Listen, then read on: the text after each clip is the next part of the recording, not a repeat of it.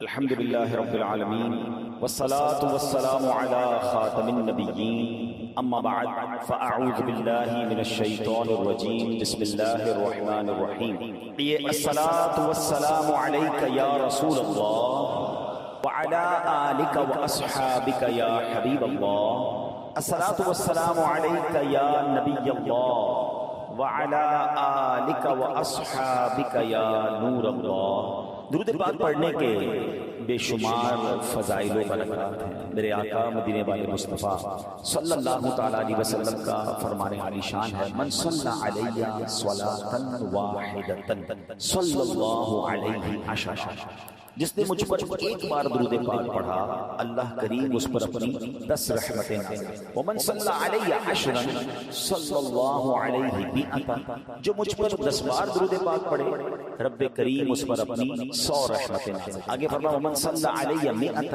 صلی اللہ علیہ الفا، جو مجھ پر 100 درود پاک پڑھے رب کریم 1000 رحمتیں نازل فرمایا۔ کاروباری لوگ بیٹھے ہیں، کیا خوبصورت ملٹیپلیکیشن ہے، ایک درود پر 10 رحمتیں، 10 پر 100، 100 پر 1000۔ اگر چاہتے ہو کہ صبح و شام رحمتیں برستی رہیں درود پاک پڑھتے رہا کریں، مگر اس حدیث کا جو اگلا حصہ ہے مور بیوٹیفل، آقا فرماتے ہیں ومن صلی علیہ الفا، جس نے مجھ پر 1000 بار درود پاک پڑھا زحمت کتفہ کتفی علی باب الجنہ، نبی پاک فرماتے اس کا کاندھا جنت کے دروازے پر میرے کاندھے سے چھو رہا ہوگا۔ اس کا مطلب کیا ہوا کہ 1000 بار درود پاک پڑھنے والے کو آقا اپنے ساتھ جنت میں لے جائیں گے۔ تو اب یہ فارمولہ مل گیا ہے، جس کو سمجھ آ جائے وہ پڑھتا رہے کہ یہ بڑے کرم کے ہیں فیصلے، یہ بڑے نصیب کی بات ہے۔ کچھ لوگوں کے گھنٹوں سوشل میڈیا پہ گزرتے ہیں، کچھ لوگوں کے گھنٹوں چائے کے ہوٹل پہ گزرتے ہیں، کچھ لوگوں کے گھنٹوں جو ہے وہ ٹی وی پہ اسکرولنگ کرتے کرتے گزرتے ہیں، فضول باتوں میں گزرتے ہیں۔ اور کچھ خوش نصیب ہوئے ہیں جن کے کئی گھنٹے یا کئی منٹ تلاوت قرآن میں،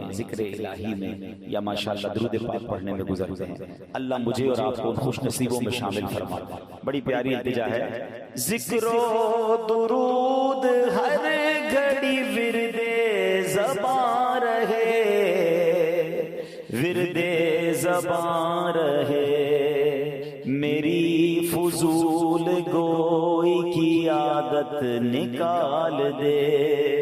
تو اللہ سے دعا کرتے ہیں کہ اللہ ہمیں فضول باتوں سے بچنے کی توفیق عطا فرمائے۔ آج جس موضوع پر انشاءاللہ ہم نے کچھ باتیں سمجھنی ہیں، بڑا ہی ایمان افروز ٹاپک ہے۔ جس رب نے ہمیں بنایا، جو خالق ہے، جو مالک ہے، جو ہم پر ہماری ماں سے کئی گنا زیادہ مہربان، بلکہ سب مہربانوں پر مہربانی کرنے والا وہی ہے، وہ ہمارا خالق و مالک، ہمارا پیارا ہے۔ ایک بڑی خوبصورت قرآن پاک کی سورت ہے جو سب کو یاد ہے، مگر اس خوبصورت سورت کا جو شان نزول ہے پہلے میں وہ بیان کرتا ہوں، پھر آپ سورت سمجھ جائیں گے وہ کون سی ہے۔ اس سورت کا شان نزول یہ ہے کہ کفار نے نبی پاک علیہ السلام سے جب نبی پاک نے ریویل کیا، اسلام کے بارے میں اعلان کیا، اللہ کی طرف بلایا، انہیں بتوں کی پوجا کرنے سے روکا، تو انہوں نے اللہ کے بارے میں سوال کرنا شروع کر دیا۔ اور بڑے عجیب و غریب سوال تھے، ان کے کوسچنز بڑے یونیک تھے۔ وہ کہتے ہیں کہ کوئی کہتا اللہ کا نسب کیا ہے، اس کے خاندان کیا ہے، کوئی کہتا کہ وہ سونے کا ہے یا چاندی کا ہے، وہ لوہے کا ہے یا لکڑی کا ہے، کس چیز کا ہے، وہ کھاتا کیا ہے، پیتا کیا ہے، ربوبیت اس کو کیسے ملی، کسی ورثے میں ملی ہے اسے، اور اس کا وارث کون ہوگا۔ عجیب عجیب ان کے سوالات۔ اللہ کریم نے ان سب کا جواب دینے کے لیے قرآن پاک کی یہ سورت نازل فرمائی۔ اب یہ سورت کون سی بتاتا ہوں، مگر پہلے اس سے ایک اور اس سورت کی فضیلت بیان کر دیتا ہوں کہ حضرت عائشہ صدیقہ رضی اللہ تعالیٰ عنہ فرماتی ہیں کہ نبی پاک علیہ السلام نے ایک لشکر روانہ کیا جہاد کے لیے، اور ایک شخص تھے اس میں، وہ اپنے ساتھیوں کو اس میں نماز پڑھاتے تھے، تو روزانہ نماز میں، ہر نماز میں سورہ فاتحہ کے بعد یہ والی سورت پڑھتے۔ جب لشکر واپس آیا تو نبی پاک علیہ السلام سے کسی نے بات ذکر کر دی، حضور یہ جو ہمارے امام صاحب تھے یہ تو ہر نماز کی ہر رکعت میں سورہ فاتحہ کے بعد یہی سورت پڑھتے تھے۔ تو پیارے آقا علیہ السلام نے انہیں بلایا، فرمایا اس سے پوچھو کیوں ایسا کرتے۔ تو جب لوگوں نے ان سے پوچھا، فرمایا یہ سورت تو رحمان کی صفت ہے، اس وجہ سے مجھے بڑی پسند ہے، میں پڑھنا پسند کرتا ہوں۔ تو نبی پاک نے فرمایا کہ اسے بتا دو کہ اللہ تعالیٰ بھی اس سے محبت فرماتا ہے۔ یہ ایسی صورت ہے کہ جو اس سے محبت کرتا ہے، جو اس کو زیادہ پڑھتا ہے، اسے رب بھی محبت فرماتا ہے۔ ہائے ہائے، نبی پاک علیہ السلام سے ایک شخص نے عرض کی حضور مجھے اس صورت سے بڑی محبت ہے، تو اللہ کے حبیب فرماتے ہیں اس کی محبت تجھے جنت میں داخل کر دے گی۔ ہائے، اب جاننا چاہیں گے کون سی صورت، سمجھ تو گئے ہوں گے آپ، وہ سورہ اخلاص ہے۔ اللہ کریم کی صفات کا بیان، اللہ کریم کا جو یوں سمجھے کہ رب کیا ہے، کون ہے، انٹروڈکشن جو ہے جس پیارے انداز میں اللہ کریم نے فرمایا. اب اس میں ایک عشق والی بات بھی سن لو, علماء نے بڑی پیاری بات کی کہ اس میں اللہ یہ بھی تو فرما سکتا تھا هو اللہ احد اللہ الصمد, اللہ ایک ہے, اللہ بے نیاز. یہ قل هو اللہ احد کیوں کہا گیا؟ ہاں یہ بڑی عشق والی بات ہے. اللہ نے اپنا ذکر بھی اپنے حبیب کی زبان سے کروایا ہے. بلکہ بڑی پیاری بات ہے کہ وہ ایک شعر آپ سنتے ہوں گے کہ دساں کی میں مصطفیٰ دی کیڑی سونی شان ہے, آپ دی تعریف وچ سارا ہی قرآن ہے. تو لوگ کہتے ہیں سارا ہی قرآن نبی پاک کی تعریف میں ہے یا نبی پاک کا ذکر ہے. سورہ اخلاص میں اللہ کے نبی کا تعارف بتاؤ کہاں ہے, اللہ کے نبی کا ذکر کہاں ہے؟ یہ تو اللہ کا ذکر ہے. تو جن کی آنکھیں کچھ اور دیکھتی ہیں وہ کچھ اور دیکھتی ہیں. عشق والوں کو تو صاف صاف نظر آ رہا ہے کہ رب اپنی ربوبیت کا اعلان بھی کر رہا ہے تو محبوب کی زبانی کر رہا ہے. اے محبوب کہہ دو اللہ ایک ہے, انہیں سمجھا دو اللہ بے نیاز ہے. کل کہہ کے اپنی بات بھی لب سے تیرے سنی, اللہ کو ہے کتنی تیری گفتگو پسند. اللہ کے حبیب کو رب نے ارشاد فرمایا محبوب ان سے کہیے, سوال کر رہے ہیں نا آپ سے, آپ ہی نے جواب دیجئے. اور اب وہ جواب کیا ہے, کیا کمال کی صورت ہے, توحید الہی کا شاندار بیان ہے. اللہ کریم کی ذات کی زبردست یوں سمجھے کہ تعارف ہے. اللہ فرماتا ہے قل هو اللہ احد اللہ الصمد لم یلد ولم یولد ولم یکن له کفوا احد. تم فرماؤ اللہ ایک ہے, اللہ بے نیاز ہے, نہ اس نے کسی کو جنم دیا اور نہ وہ کسی سے پیدا ہوا اور کوئی اس کے برابر نہیں ہے. یہ عقیدہ توحید کو پکار پکار کر یہ سب یہ بیان کرنے والی یہ سورت ہے. اور اللہ کرے یہ ہمارے دل میں نقش ہو جائے. میں سورت کے بارے میں کچھ عرض کرتا ہوں لیکن پہلے میں اس کی کچھ فضیلتیں بھی بتا دوں, اس کو اپنا ورد بنا لیں. تو اب اس سورت کی فضیلت کیا ہے پہلے یہ سن لیتے ہیں, پھر اس کو ڈیفینیشن کرتے ہیں. سبحان اللہ. حضرت ابو سعید خدری رضی اللہ عنہ راوی ہیں, نبی پاک علیہ السلام نے ارشاد فرمایا کیا تم میں سے کوئی اس سے عاجز ہے کہ وہ رات میں قرآن مجید کا تہائی حصہ پڑھ لے؟ 1/3 آف قرآن ہے تم میں سے کوئی جو پڑھ سکے؟ تو صحابہ کرام نے عرض کی کہ حضور یہ بات تو مشکل معلوم ہو رہی ہے. عرض کی یا رسول اللہ ہم میں سے کون اس کی طاقت رکھتا ہے؟ تو پیارے آقا علیہ السلام نے فرمایا سورہ اخلاص تہائی قرآن کے برابر ہے. یعنی اگر کوئی 3 بار سورہ اخلاص پڑھ لے نا تو اسے پورا قرآن پڑھنے کا ثواب ملتا ہے. پورے 3 منٹ نہیں لگتے. اگر یہ سیکنڈوں اور منٹس کی اہمیت پتہ چل جائے نا, جن کے گھنٹوں موبائل پر فضول گزر رہے ہیں, گھنٹوں جناب گپ شپ سے گزر رہے ہیں, کھانے کی ٹیبل پر بیٹھتے تو اٹھتے نہیں, چائے پیتے تو کھڑے نہیں ہوتے, اتنے ٹائم ہے ہمارے پاس. جس کو سمجھ آ جائے کہ میں 3 منٹ میں پورے قرآن پاک پڑھنے کا ثواب حاصل کر سکتا ہوں اور میرے نبی کا وعدہ ہے نا تہائی قرآن کے برابر, تو پڑھتے رہا کریں. اور اس میں اللہ کا ذکر بھی ہے, اللہ کی شان کا ذکر بھی ہے. بندہ اگر اس ترجمے کے ساتھ پڑھے تو محبت الہی اور انکریز ہوتی ہے اور اللہ پر یقین بڑھ جاتا ہے. آج کے دور میں تو توحید پر, ایگزسٹنس آف اللہ سبحانہ و تعالیٰ پر بار بار ذکر کرنے کی حاجت ہے. انفارچونیٹلی آج کل ایتھیزم اتنا بڑھایا جا رہا ہے ہمارے اسکول میں, ہمارے کالجز میں, جناب تعلیمی اداروں میں. پہلے تو بیرون ملک کے بارے میں سنتے تھے, اب تو معاذ اللہ پاکستان میں بھی یہ سننے کو مل رہا ہے کہ بڑی سازش کے تحت ایسے کوسچن نوجوانوں کے ذہنوں میں کریٹ کیے جاتے ہیں کہ وہ کنفیوز سے نظر آتے ہیں. چونکہ علم سے دور ہیں, علماء سے دور ہیں, قرآن سے دور ہیں, تو پھر خود ہی جناب ان کے ذہنوں میں سوال آتے ہیں. آج انشاءاللہ اللہ تبارک و تعالیٰ کی شان, اللہ خالق و مالک ہے, اس کے دلائل بھی سنیں گے اور ہمارے ایمانوں کو اور مضبوط کریں گے. اب آئیے ذرا اس سورت کے بارے میں پہلے سمجھتے ہیں. یاد رہے کہ قل هو اللہ احد, کہو اللہ ایک ہے. عرب میں کفار کی بہت ساری قسمیں تھیں, دہریہ, مشرک, اللہ تعالیٰ کی صفات کے منکر, اللہ تعالیٰ کے لیے اولاد ماننے والے, الگ الگ قسم کے وہ کفار تھے. تو اس صورت میں سب کی تردید کر دی. وہ اللہ فرمانے میں دہریوں کی تردید کر دی, وہ کہتے ہیں اللہ کوئی اللہ ہے ہی نہیں, دنیا میں کوئی خالق ہی نہیں ہے. ان کی تردید کر دی کہ اللہ ہے اور ایک ہے. احد فرمایا, مشرکین کا رد کر دیا جو بتوں کی پوجا کرتے تھے, کہتے ہیں اللہ بھی ہے بت بھی ہے, معاذ اللہ, ان سب کا رد کر دیا. اور پھر اللہ اکبر بقیہ آیات میں بقیہ کفار کا رد کیا.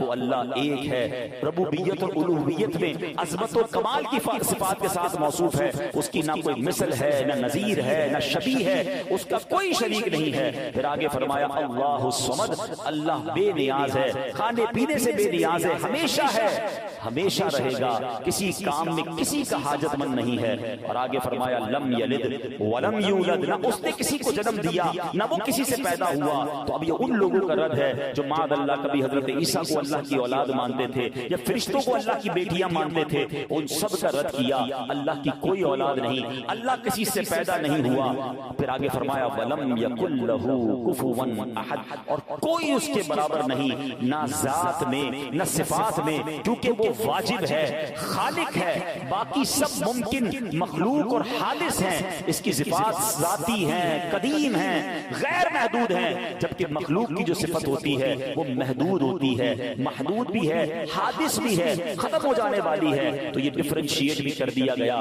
کہ اللہ کا کوئی ثانی نہیں، کوئی نظیر نہیں، اس کا کوئی ہمتا نہیں ہے، وہ سب کا خالق و مالک ہے۔ تو سورہ اخلاص پکار پکار کر توحید کے نغمے، توحید کی درس جو ہے ہمیں اس سے ملتا ہے۔ اے میرے پیارے اسلامی بھائیوں، آج آپ سمجھنا یہ ہے کہ اسلام کا جو سب سے بنیادی عقیدہ ہے، یعنی ون آف دا ٹاپ بنیادی عقائد میں سے اہم اور پہلا نظریہ کیا ہے؟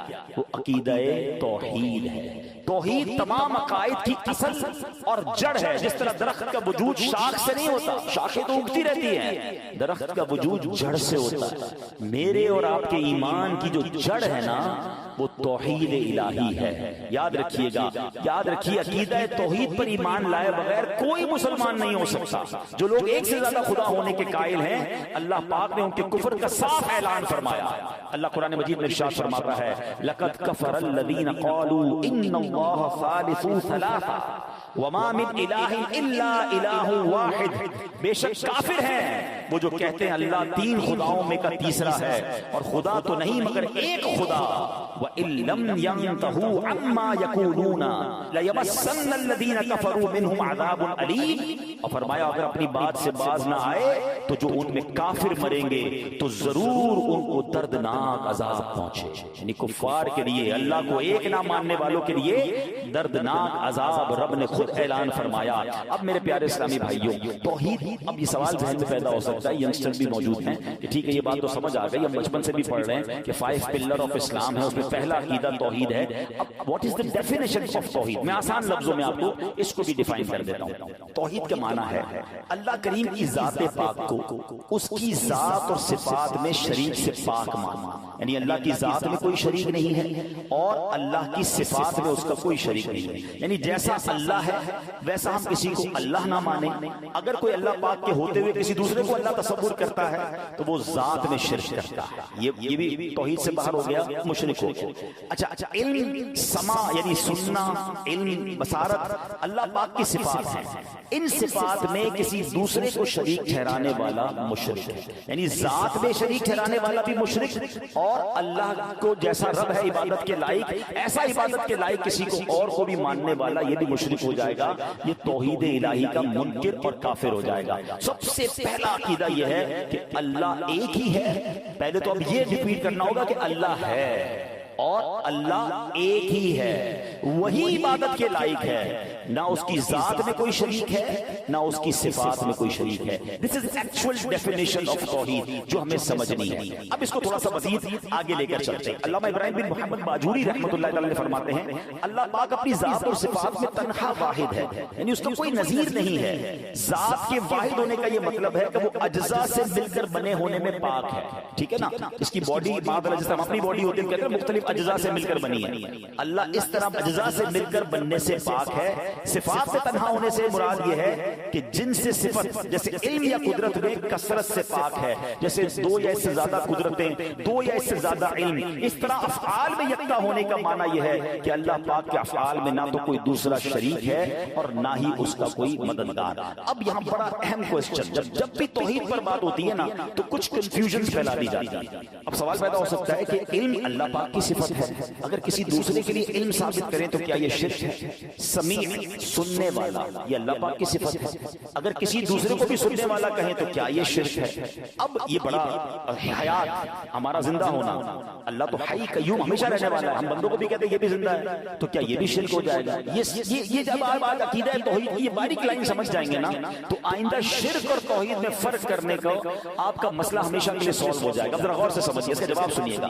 یاد رکھیے کہ اللہ پاک کی حیات پر تو سب کا ایمان ہے، اور وہ تمام جنہیں اللہ پاک نے صفت حیات عطا فرمائی ہے وہ سب اس صفت کے حامل ہیں، بس ہم نے اپنے لیے بھی حیات کو تو صفت مانا ہے نا، ہم بھی تو زندہ ہیں، مگر ہم کیا کہتے ہیں ہمیں زندگی دینے والا کون ہے؟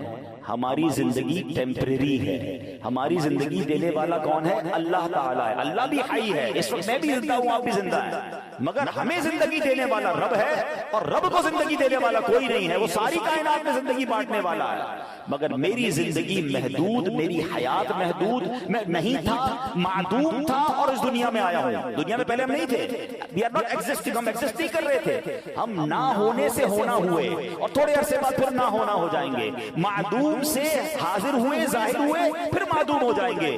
اللہ ایسا نہیں معاذ اللہ کہ پہلے رب نہیں تھا پھر رب آیا. رب ہمیشہ سے ہے، ہمیشہ رہے گا.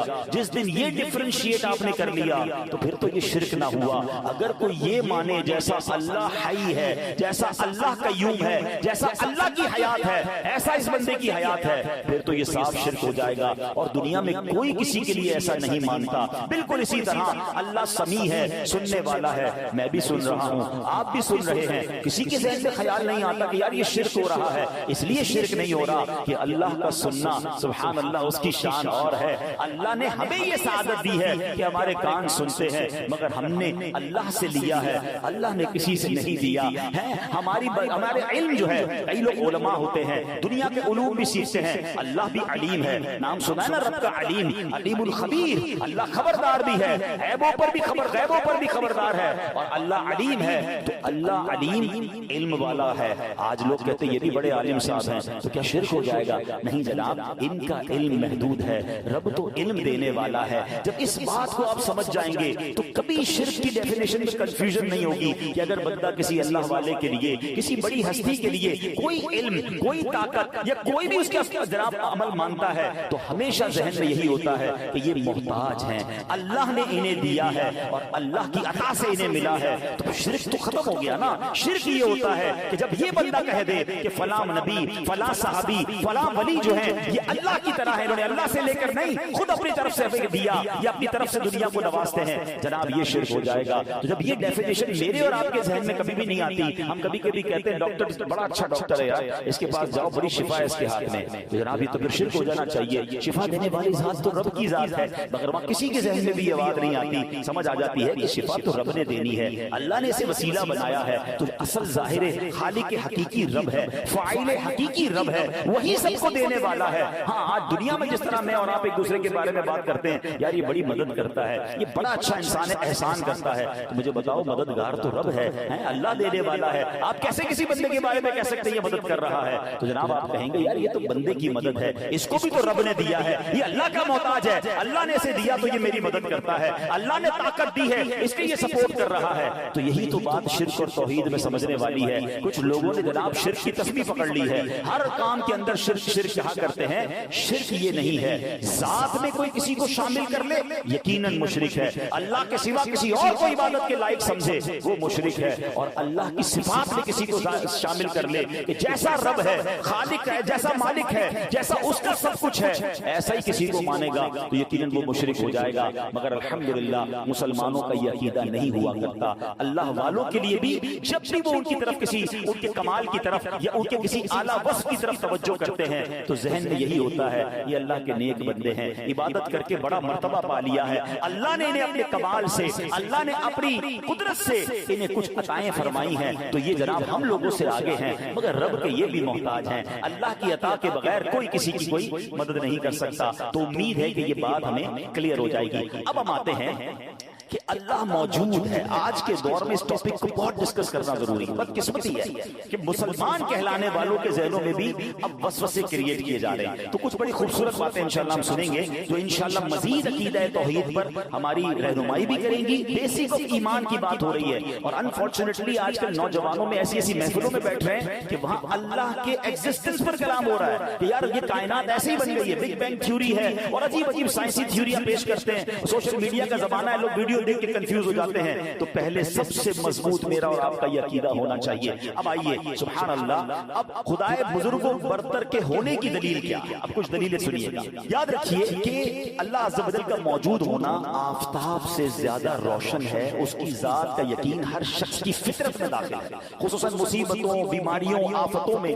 یہ انسان کی فطرت ہے کہ جب بڑی مصیبت میں آتا ہے نا، بڑے سے بڑا منکر بھی جو ہے نا وہ پھر اللہ کی طرف رجوع کر لیتا ہے کہ یار اب پھنس گیا ہوں، اب دعا کروں. اب کسی کو کہتا ہے اللہ سے دعا کر دو. اب اسے یاد آتا ہے کہ کوئی ہے خالق, کوئی ہے مالک جس کی طرف میں نے رجوع کرنا ہے. جب پریشان ہوتا ہے تو اسے رب کی یاد آتی ہے. اور تھوڑی سی عقل والا انسان بھی اگر صرف اس دنیا پر نظر کر لینا تو یقین کر لیتا ہے کہ بے شک یہ آسمان و زمین, یہ ستارے, یہ سیارے, انسان و حیوان, تمام مخلوق کسی نہ کسی کے پیدا کرنے سے پیدا ہوئی ہے. ارے آخر کوئی تو ہے جو انہیں پیدا کر رہا ہے, جس طرح چاہتا ہے اس میں تصرف کرتا ہے. کیونکہ جب ہم کسی تخت یا کرسی کو دیکھتے ہیں, مثال کے طور پر یہ میری ڈیسک ہے, آپ کسی بھی کرسی کو دیکھیں, دیکھتے ہی خیال کیا آتا ہے کہ اس کو کسی نے بنایا ہوگا, یہ خود بخود بن نہیں سکتی ہے. تو ذرا بتاؤ نا, اتنی بڑی دنیا, اتنا بڑا سسٹم جو بہت خوبصورت انداز میں چل رہا ہے, کیا کسی نے نہیں بنایا ہوگا؟ عرب کے ایک بدو نے بڑی پیاری مثال کے ذریعے بات سمجھائی. وہ کہتا ہے کہ اونٹ کی مینگنی دیکھ کر, اونٹ کی اگر کوئی راستے میں آپ کو مینگنیاں نظر آئیں تو سمجھ آ جاتا ہے کہ یہاں سے کوئی اونٹ گزر کر گیا ہے. قدموں کے نشان کو دیکھ کر سمجھ آ جاتا ہے کہ کوئی قدم سے چل کر یہاں سے گیا ہے. تو اللہ اکبر, وہ کہتے ہیں پھر ان برجوں والے آسمان, کشادہ راستے والی زمین کو دیکھ کر کیا اس کے بنانے والے کا خیال نہیں آتا کہ کوئی تو ہے جو نظام ہستی چلا رہا ہے, میرا خدا ہے. ارے اتنی بڑی کائنات, آج اس مسجد کا انتظام جب تک ہماری کمیٹی نہ بنے, جب تک اس کو کوئی لائٹ آن نہ کرے, جب تک جناب اے سی ٹائم پہ آن نہ ہو, جب تک صفائی نہ ہو, ایک روم والی مسجد, ایک چھوٹا سا ہال ہم سے مینج نہیں ہوتا. اتنی بڑی کائنات ہے جس کا نظام چل رہا ہے, وقت پہ صبح ہو رہی ہے, وقت پہ شام ہو رہی ہے. ارے سبحان اللہ, کوئی ایک منٹ تو کبھی ایسا ہو جائے کہ جناب آج افطار تو ہو گیا, سورج غروب نہیں ہوا, جس وقت لکھا اس وقت سورج غروب ہو رہا ہے, اس وقت سورج طلوع ہو رہا ہے. ارے کائنات کتنے نظم و ضبط کے ساتھ چل رہی ہے. تو کوئی تو ہے جو نظام ہستی چلا رہا ہے, وہ میرا خدا ہے. ابھی آگے سنتے چلے جائیے. اب جناب لوگ کہتے ہیں ٹھیک ہے ایک ہی باب اللہ, کچھ لوگ ایک سے زائد خدا کے جو ہے وہ قائل ہیں کہ جناب اللہ بھی ہے اور کچھ اور بھی خدا ہیں. معاذ اللہ. اب ذرا یاد رکھیے, ایک شہر میں دو بادشاہ نہیں ہو سکتے, ایک گاڑی کے دو ڈرائیور نہیں ہو سکتے, ایک ٹیم کے دو کپتان نہیں ہو سکتے. کیونکہ جب بھی آپ دو لوگوں کو اتھارٹی دیں گے تو آپس میں کلیش ہوگا, اور جب کلیش ہوگا تو سسٹم ڈسٹرب ہونا شروع ہو جائے گا. پڑھے لکھے لوگ موجود ہیں, اب اپنی فیکٹری کا ایک ہیڈ بناتے ہیں, ایک ہیڈ کے نیچے پورا سسٹم چلے گا. دو ہیڈ بنا دو, آپس میں دوسرے ہیڈ آپس میں لڑتے رہیں گے, نظام برباد ہو جائے گا. ہمارا ایک سسٹم بغیر ہیڈ کے نہیں چلتا. اگر اس کائنات کے دو رب ہوتے تو دونوں اپنی اپنی قدرت کا اظہار کرتے, آپس میں کلیش ہوتا, کائنات برباد ہو جاتی. اس کائنات کا ایک رب سے چلنا بتا رہا ہے کہ اس کا خالق و مالک ایک ہی ہے, اور وہ ہمارا پیارا اللہ عز و جل. اب آگے چلیے. سبحان اللہ. ایسی بات ہوئی, میں نہیں کہہ رہا, اللہ نے قرآن میں بیان کیا, لو کان فیہما آلہۃ الا اللہ لفسدتا. فرمایا اگر آسمان و زمین میں اللہ کے سوا اور خدا ہوتے تو ضرور تباہ ہوتے, یعنی پھر لڑائی جھگڑا اور تباہی اور بربادی اس کائنات کی ہو جاتی. یہ ایک سسٹم کے تحت پوری کائنات کا چلنا پکار پکار کر بتا رہا ہے کہ ایک ہی خالق ہے, ایک ہی مالک ہے, اور وہی رب العالمین ہے. اب آگے چلیے. قرآن مجید کی ایک بہت خوبصورت آیت, شہد اللہ انہ لا الہ الا ھو والملائکۃ واولو العلم قائما بالقسط. ترجمہ, اللہ نے گواہی دی کہ اس کے سوا کوئی معبود نہیں, اور فرشتوں نے اور عالموں نے انصاف سے قائم ہو کر. اب اس آیت کا شان نزول سنیے گا. ایک وقت ایسا تھا کہ ملک شام کے علماء سے دو افراد نبی پاک کی خدمت میں حاضر تھے. جب انہوں نے مدینہ طیبہ کو دیکھا تو ایک دوسرے سے کہا کہ نبی آخر الزمان صلی اللہ علیہ وسلم کے شہر کے بارے میں جو ہم نے اپنی کتابوں میں پڑھا تھا نا, یہ شہر تو ویسا ہی ہے جو اس شہر میں پائی جاتی ہیں. پھر نبی پاک کی خدمت میں حاضر ہوئے, پیارے آقا کی صورت دیکھی, آپ کی سیرت دیکھی, آپ کی باتیں سنی, تو فوراً پہچان لیا کہ ہماری کتابوں کے مطابق جو آخری نبی کے بارے میں بتایا گیا تھا یہی وہ آخری نبی ہے. پھر نبی پاک سے سوال کیا کہ آپ ہی محمد صلی اللہ علیہ وسلم ہیں؟ نبی پاک نے فرمایا ہاں. انہوں نے عرض کیا ہم آپ سے ایک سوال کریں گے, اگر آپ نے درست جواب دے دیا تو ہم آپ پر ایمان لے آئیں. تو نبی کریم علیہ السلام نے فرمایا سوال کرو. انہوں نے عرض کیا کتاب اللہ میں سب سے بڑی شہادت کون سی ہے, سب سے بڑی گواہی کون سی ہے؟ تو یہ آیت نازل ہوئی, اور اس کو سن کر وہ دونوں شامی جو لوگ تھے وہ مسلمان ہوئے. اب یہ آیت کیا ہے, ترجمہ پھر سنو. اللہ نے گواہی دی کہ اس کے سوا کوئی معبود نہیں, اور فرشتوں نے اور عالموں نے انصاف سے قائم ہو کر. سبحان اللہ. اس میں فرمایا گیا کہ اہل علم بڑی عزت والے ہیں. رب کریم نے اپنی توحید کے گواہی میں انہیں شامل فرمایا ہے. اللہ اکبر. تو ہمیں علماء کرام سے مربوط رہنا ہے. یعنی اللہ نے کیا فرمایا کہ اللہ ایک ہے, اس کے معبود ہونے کی گواہی کس نے دی؟ فرمایا فرشتوں نے اور عالموں نے گواہی دی. اپنی گواہی میں رب نے عالموں کو, اہل علم کو کو شامل فرمایا تو اہل علم کی یہ شان ہے جو علم سے دور ہوتے ہیں پھر اللہ کی ایگزسٹنس پر بھی ان کے ذہنوں میں وسوسے آ جایا کرتے ہیں. ایک اور جگہ اللہ نے قرآن میں ارشاد فرمایا وَإِلَٰهُكُمْ إِلَٰهٌ وَاحِدٌ لَا إِلَٰهَ إِلَّا هُوَ الرَّحْمَٰنُ الرَّحِيمُ، اور تمہارا معبود ایک معبود ہے، اس کے سوا کوئی معبود نہیں مگر وہی بڑی رحمت والا ہے. اب آئیے امام اعظم ابو حنیفہ علم کا سمندر ہے نا، ایسے تھوڑی کروڑوں لوگ ان کے پیروکار ہیں. ان کے پاس ایک شخص آیا دہری جو ہوتا نا ایتھیسٹ، آج بھی بڑے بڑے جناب ایتھیسٹ بنتے چلے جا رہے ہیں. ایک دہری آیا اور کہتے ہیں کہ حضور ہم جو ہے وہ اللہ موجود ہے اس کی دلیل دیجیے. آپ فرماتے ہیں میں سوچ رہا ہوں کافی دیر سے کہ لوگوں نے مجھ سے کہا ہے کہ ایک بہت بڑی کشتی ہے اور اس میں طرح طرح کا تجارتی سامان لدا ہوا ہے، کارگو شپ ہے، اور اس کا کوئی نگہبان نہیں، اس کا کوئی چلانے والا بھی نہیں، اور بالکل اپنا سفر پورا کر رہی ہے. سمندر میں طوفان آتا ہے تو اس کو بھی چیرتی ہوئی گزر جاتی ہے، جہاں رکنا ہوتا ہے وہاں رک جاتی ہے، سامان آف لوڈ کرتی ہے، پھر سامان آتا ہے پھر وہ چلتی رہتی ہے. نہ اس کا کوئی چلانے والا ہے، نہ کوئی کیپٹن ہے، نہ کوئی انتظامیہ، خود ہی چل رہی ہے وہ کشتی. دہریے کہتے ہیں حضور کوئی عقل مند انسان ایسی بات کیسے کر سکتا ہے کہ ایک شپ خود ہی چل رہی ہے، کارگو بھی اٹھا رہی ہے، کارگو اتار بھی رہی ہے، ٹائم پہ پہنچ بھی رہی ہے، طوفان کو جناب چیرتی بھی جا رہی ہے. اللہ اکبر. تو امام صاحب کہتے ہیں کہ تمہاری عقلوں پر مجھے ماتم کرنے کو جی چاہتا ہے. ایک کشتی بغیر چلانے والے کے بغیر نہیں چل سکتی، یہ ساری کائنات کیسے چلے؟ وہ یہ دلیل سن کر سارے کے سارے جو ہے وہ مسلمان ہو گئے اور جناب اللہ کو پہچان لیا. اسی طرح امام شافعی رحمۃ اللہ تعالی سے سوال ہوا کہ مجھے بڑا پیارا جواب، مجھے بڑا مزہ آیا جب میں نے یہ پڑھا، غور سے سنیے. امام شافعی سے سوال ہوا کہ اللہ تعالیٰ موجود ہے، دلیل دیجیے. آپ نے کہا شہتوت کے درخت کے پتے سارے ایک جیسے ہوتے ہیں. شہتوت کا درخت جو بچوں نے شاید کم دیکھا ہو، پہلے تو ہم اسکولوں میں بھی مارے تھا. بہرحال آپ اس کو آسان لفظوں میں کسی بھی درخت کے پتے سمجھ لیں، لیکن شہتوت ایک باقاعدہ پھلی ہے اور بڑا اچھا پھل ہوتا ہے. تو شہتوت کے درخت کے بارے میں آپ نے مثال آپ کہتے ہیں سارے پتے ایک جیسے ایک ہی ذائقے کے ہیں. کیڑے، شہد کی مکھی، گائیں، بکریاں اور ہرن سب اس کو کھاتے ہیں یا کچھ چاٹتے ہیں. فرمایا اسی پتے کو کھا کر اگر کیڑا کھاتا ہے ریشم کا تو اس سے ریشم بن جاتا ہے، شہد کی مکھی اسے چاٹتی ہے تو اس سے شہد بن جاتا ہے، ہرن اسے کھاتا ہے تو اس کے اندر مشک بن جاتا ہے. ہرن کے اندر ایک مشک ہوتا ہے، نافا ہوتا ہے جو بڑی زبردست خوشبو ہوتی ہے. فرمایا گائیں بکریاں کھاتی ہیں تو مینگنیاں نکالتی ہیں. فرماتے ہیں یہ اس امر کی صاف دلیل ہے، اس بات کی صاف دلیل ہے کہ ایک ہی پتے میں مختلف قسم کی تاثیر شامل کرنے والا کوئی ہے، کوئی خالق ہے جس کی قدرت ہے کہ جناب پتا ایک ہے مگر الگ الگ جسم میں اللہ نے وہ طاقت دی ہے کہ کوئی شہد کی مکھی چاٹ رہی ہے تو شہد نکال رہی ہے، ریشم کا کیڑا کھا رہا ہے تو ریشم بنا رہا ہے، ہرن کھاتی ہے تو خوشبو بناتی ہے، گائیں بکریاں کھاتی ہے تو مینگنیاں نکالتی ہے. تو اللہ اکبر، کوئی تو ہے جو نظام میں ہستی چلا رہا ہے، میرا خدا ہے. تو بزرگان دین نے بڑے کمال سے جوابات دیے. اچھا جناب امام جعفر صادق رحمۃ اللہ تعالی کے پاس ایک ملحد آیا جو اللہ کو نہیں مانتا. کہتے ہیں آپ بتائیے اللہ ایک کیسے ہے؟ اللہ موجود ہے، پہلے دلیل دیجیے. آپ نے فرمایا کبھی سمندری سفر پر گئے ہو؟ کہتا گیا ہوں. کوئی واقعہ ہوا؟ کہتا ہاں بڑا خطرناک واقعہ ہوا. کہ کیا ہوا؟ کہ ایک دن سمندری سفر کے درمیان میں تھا تو بڑا طوفان آیا، میری کشتی ٹوٹ گئی، کئی لوگ ڈوب گئے اور میں جو ہے وہ ٹوٹی ہوئی کشتی کے تختے کو پکڑا. امام جعفر صادق نے فرمایا کہ پہلے تو سمندری سفر جب نے شروع کیا تو کس پر بھروسہ تھا؟ کشتی پر. کشتی ٹوٹ گئی، تختے کو پکڑ لیا، اب کس پر بھروسہ تھا؟ کہ حضور اب میرے تختے پر بھروسہ. جب یہ ختم ہو گئے تو پھر کیا ہوا؟ وہ کہتے ہیں حضور یہ ہوا کہ مجھ سے تختہ بھی چھوٹ ہے، اب میں تنہا سمندر کی پہنچے. فرمایا اس وقت کس پر بھروسہ تھا؟ جو اس وقت میں زندہ رہنے کا جو بھروسہ تھا نا، جو امید کی کرن تھی، وہی اللہ کا بھروسہ. وہی اللہ کی شان ہے کہ جب سارے اسباب ختم ہو جائیں پھر بھی دل میں ایک ہوپ باقی رہتی ہے کہ کوئی ہے جو مجھے بچا لے گا، کوئی ہے جو مجھے نکال لے گا.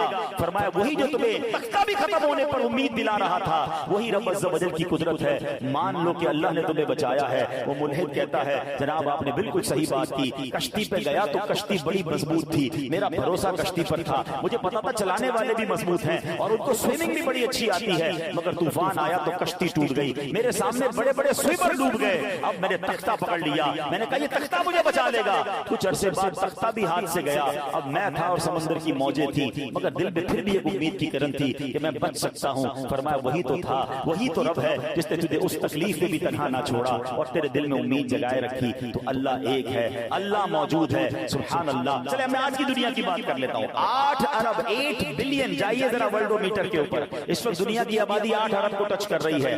8 ارب لوگ اس دنیا میں موجود ہیں. ہم اس وقت مسجد میں کتنے لوگ ہیں؟ آپ نے پوری دنیا میں ٹریول کیا ہوگا. کبھی آپ کو ایک جیسا دوسرا بندہ نہیں ملا ہوگا. یہ کیسی ڈرائنگ ہے, یہ کیسی جناب اللہ کی قدرت کے شاہکار ہیں. ارے کہیں اور نہ دیکھو, اپنی ذات میں اللہ کی قدرت کو تلاش کرے تو بندہ حیران ہو جاتا ہے. کبھی آپ کو اس کو ایکسپیرینس کرنا ہو نا, اگر یہاں پر میرا خیال ہے وہ بیٹھے ہوں آرکیٹیکچر میں لوگ بیٹھے ہوں جن کو ڈرائنگ وغیرہ کرنے کا تجربہ ہوتا ہے, کبھی ان سے پوچھیں کہ الگ الگ شیپ بنانا کتنا مشکل ہے. ان کو کہو 200 قسم کی بلڈنگیں بنا دو, وہ پریشان ہو جائیں گے کہ بھائی 10-15 بنوا لو, 20 بنوا لو, 200 اچھا 2000 بنا دیں. میں پاگل ہو گئے ہو, 20,000 بنا دیں اور پریشان ہو جائیں گے. زندگی میں کچھ ایک ہی جیسی چیزیں بہت ساری نہیں بنائی جا سکتی. آپ نے بنگلوں کی ڈیزائن بنائی ہوں گی, اپنے گھر بنائے ہوں گے, گھر کو کتنی طریقے سے ڈیزائن کر سکتے ہیں آپ, کتنے شیپ بنا سکتے ہیں. کبھی کاغذ کا پین لے کے بیٹھیے, آپ کو خیر انسانی تصویر تو نہیں بنانی چاہیے, آپ اپنا ذرا کھانے بنائیے, ٹرائنگولر بنا لیں گے, اسکوائر بنا لیں گے, سرکل بنا لیں گے, اور بنائیے, کتنے بنائیں گے. تھوڑی دیر کے بعد آپ کہیں گے بھائی اس سے زیادہ نہیں بن سکتے.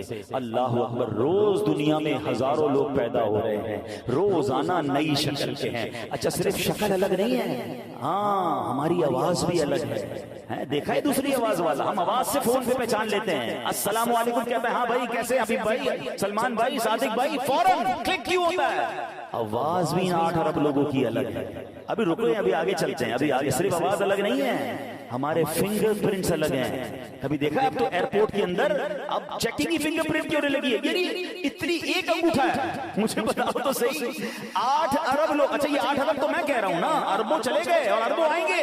میرے رب کی قدرت کا شاہکار تو دیکھیں, سائنس اللہ کی قدرت کو کیسے ایکسپٹ کر رہی ہے کہ یار انگوٹھے سب کے الگ ہوں گے, کبھی دوسرا انگوٹھا ایک دوسرے کا میچ نہیں ہو سکتا. صرف انگوٹھے نہیں, ہماری آئی کی جو آنکھ کے اندر پتلی ہے, اب تو آئی اسکیننگ شروع ہو گئی نا ایئرپورٹ پہ, کہ آنکھوں کی تصویر لے کے پتہ چل جاتا ہے بندہ کون ہے. تھوڑے عرصے کی بات ہے, یہ پاسپورٹ وغیرہ سب ختم ہو جائیں گے, صرف آپ کی آنکھ ہوگی. اب دنیا میں کئی جگہوں پر فنگر پرنٹ پہ آپ کے کریڈٹ کارڈ آ چکے ہیں, آپ فنگر پرنٹ دیں پیسے لے جائیں, پیسے دے دیں, بینک اکاؤنٹ چل رہے ہیں, کیونکہ آپ ہیں, ہمیں پتا ہے. اصل تو یہ چاہیے ہوتا ہے نا کہ کارڈ والا بندہ ہے کہ نہیں. اب کارڈ کیوں سنبھالوں, پاسپورٹ کیوں سنبھالوں, آگے جا کے سب یہ ختم ہو جانا ہے. یہ سب آپ کی آئی اسکیننگ اور فنگر پرنٹ پہ چیزیں آ جائیں گے, کیونکہ ان کو بندہ معلوم کرنا ہوتا ہے. دیکھیں نا موبائل پہ کئی اکاؤنٹ سے جو آئی اسکیننگ سے کھل جاتے ہیں, اب آنکھ دکھاتے ہیں وہ کھلتا ہے پیمنٹ ٹرانسفر, کوئی سائن نہیں, کوئی سگنیچر نہیں, فنگر پرنٹ پہ پیمنٹ ٹرانسفر. اٹ مینز بندہ وہی ہے جس کے پیسے ہیں. اللہ اکبر, یہ میرے رب نے ایک جسم کے اندر سسٹم لگایا ہے. میں ایک بار ایک تھیوری پڑھ رہا تھا کہ how to differentiate carbon dioxide اور آکسیجن کو آپس میں الگ الگ کیسے کر سکتے ہیں. یعنی یہ جو ہوا ہے اس میں سے کاربن ڈائی آکسائڈ کو الگ کریں اور آکسیجن کو الگ کریں. کووڈ کے زمانے میں آپ نے دیکھا ہوگا بڑی مشینیں آئی تھی کہ جناب اپنے سانس رکھیں, سانس کا پرابلم ہوگا تو یہ اسی ہوا میں سے آپ کو آکسیجن نکال کے دے دے گا. اللہ اکبر, یہ اتنی بڑی مشین کتنے ہزار روپے کی, پہلے تو لاکھوں روپے کی آتی تھی. اللہ نے ہمارے ناک میں کہاں فٹ کی ہے, ہمیں نظر نہیں آتی. بس تھیوری پڑھ رہا تھا کہ ہماری ناک میں جو ہیئرز ہوتے ہیں نا, بال, یہ بھی فضول نہیں ہے. فرمایا یہ ناک کے اندر جو چھوٹے چھوٹے بال ہوتے ہیں نا, یہ فلٹر کا کام کرتے ہیں. آپ کی ناک میں کوئی غیر ضروری چیز نہیں جا سکتی ہے, وہ اس کو روک لیتے ہیں, صرف ہوا اندر جاتی ہے. اور کتنی دیر لگتی ہے, ابھی میں بات کر رہا ہوں, نہ جانے میں نے کتنی سانسیں لے لی ہیں, آپ سن رہے ہیں, نہ جانے آپ نے کتنی سانسیں لے لی ہیں. ہر سانس اندر جا رہی ہے, منیمم 1 سیکنڈ سے بھی کم دیر میں آکسیجن اندر چلی گئی, کاربن ڈائی آکسائڈ باہر آ گئی. ارے یہ کون سا پلانٹ میرے اندر نصب ہے جس کی مجھے پتہ ہی نہیں ہے. آپ کو گردے کی اہمیت معلوم کرنا ہونا, اب ڈائلیسس مشین بتاتی ہے کہ جناب لاکھوں روپے کی مشین لے کر آپ کی باڈی کے اندر جو گند ہے, جو بری چیزیں نہیں چاہیے آپ کو, گردے کو صاف کیا, جو گردہ کام کرتا ہے وہ ڈائلیسس کی مشین کام کرتی ہے. کئی لاکھ روپے کی وہ مشین ہے, اور جناب ہفتے میں 3 دن, بیچاروں کئی لوگوں کو 4 دن ڈائلیسس کروانا پڑتا ہے. اللہ نے میری باڈی میں یہ مشین کہاں فٹ کی ہے, یہ کیسے گردے بنا دیے جو میرے تمام بلڈ کو صاف کر رہی ہے, میری یورین کے معاملات کو سیدھا کر رہا ہے. اللہ اکبر, یہ پلانٹ کب لگے تھے. یہ اچھا مزے کی بات اور دیکھیے, اللہ کی قدرت دیکھیں, بچہ پیدا ہوتا ہے کتنا سا ہوتا ہے, کچھ بچے تو بالش جتنے ہوتے ہیں, ایک بالش جتنے بچے کے اندر سارے پلانٹ لگے ہوئے ہیں, ساری گردے بھی ہیں. ایسا نہیں کہ بعد میں بھائی 20 سال کے ہو جاؤ گے تو ایک گردہ اور ملے گا, 30 سال کے ہو جاؤ گے تو ایک پھیپڑا لے جاؤ, اس کے بعد جناب چھوٹا دل واپس کرو, بڑا دل لے جاؤ. بھائی گاڑی تو پارٹ چینج کرنے پڑتے ہیں نا. ہم جب پیدا ہوئے ہماری انگلیاں اتنی تھیں یار, آپ کے بچے پیدا ہوئے ہوں گے, آپ نے دیکھا ہوگا, لیکن ان سب بچوں میں وہ سارے پلانٹ لگ گئے جتنی اس کو ضرورت تھی. جیسے جیسے بچہ بڑا ہوتا گیا وہ پلانٹ بھی بڑے ہوتے چلے گئے, وہ گردہ بھی بڑا ہو گیا, وہ دل بھی بڑا ہو گیا, وہ دماغ بھی بڑا ہو گیا, وہ کان بھی بڑے ہو گئے, وہ سماعت بھی بڑی ہو گئی, وہ آکسیجن بھی اسی طرح ملنا شروع ہو گئی. جتنی آکسیجن ریکوائرڈ تھی اتنے پھیپھڑے بڑے ہونا شروع ہو گئے. اللہ اکبر, اس کو نکالنے کا نظام ویسے